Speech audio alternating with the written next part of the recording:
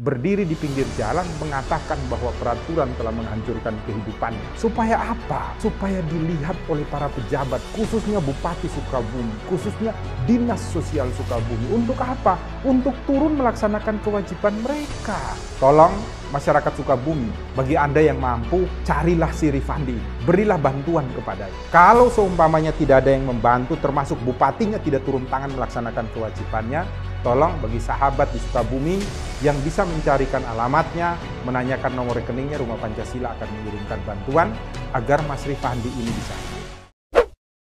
Salam Pancasila, salam penegakan hukum. Halo sahabat Rumah Pancasila, kembali lagi bersama kami di channel Rumah Pancasila, membahas isu-isu hukum dalam bingkai Pancasila. Kali ini Rumah Pancasila akan membahas video-video mengenai isu hukum yang masuk ke dalam DM sosial media kami. Jangan lupa untuk tetap like, share, dan subscribe channel kami. Dan mari berbagi ilmu. Salam Pancasila.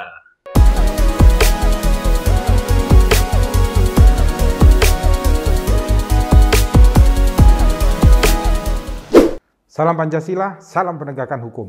Bagaimana keadaan Anda di rumah Indonesia? Masih bisa makan, masih bisa minum? Dapat bantuan dari pemerintah ataukah tidak?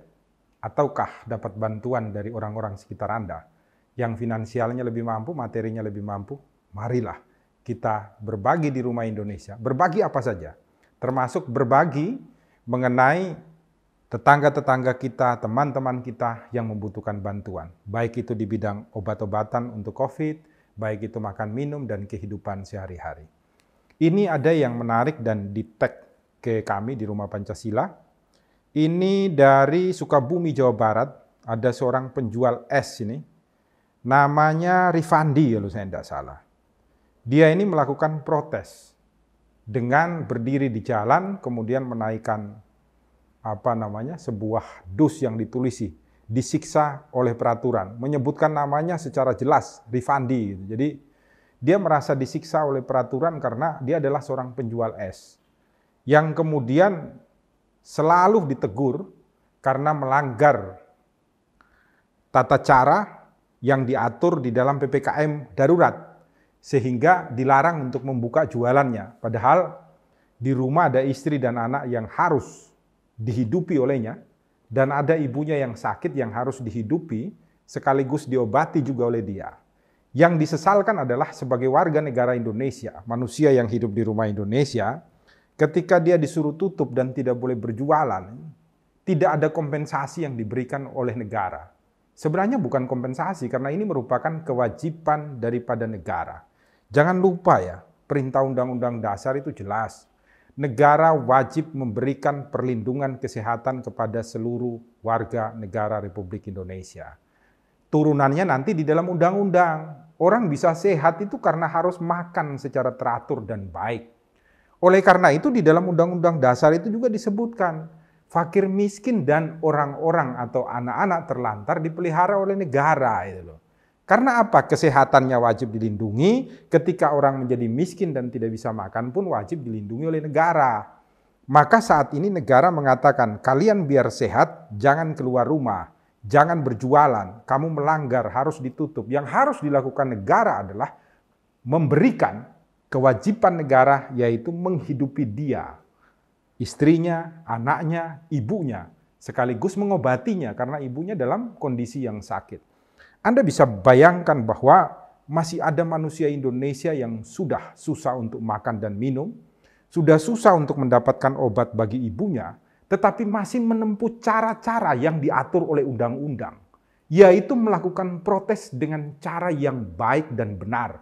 Berdiri di pinggir jalan mengatakan bahwa peraturan telah menghancurkan kehidupannya. Supaya apa? Supaya dilihat oleh para pejabat, khususnya Bupati Sukabumi, khususnya Dinas Sosial Sukabumi. Untuk apa? Untuk turun melaksanakan kewajiban mereka. Bukan memberikan bantuan, kewajibannya apa? Memberi makan kepada Rifandi, istrinya, dan anak-anaknya. Memberi obat dan makan juga kepada ibunya Rifandi. Itulah cara yang baik di rumah Indonesia. Cara yang benar di rumah Indonesia. Bayangkan kalau Rifandi melakukan hal yang lain dengan cara marah, kemudian dia membawa sesuatu untuk menghancurkan Indonesia. Anda bisa bayangkan kemarahan yang timbul karena tidak diberikan ruang untuk hidup. Hak asasi manusia yang paling utama itu adalah menjaga agar setiap orang tetap bisa survive hidup di rumah Indonesia. Rumah Pancasila melalui channel YouTube-nya pada hari ini meminta, tolong masyarakat Sukabumi, bagi Anda yang mampu, carilah si Rifandi ini. Berilah bantuan kepadanya.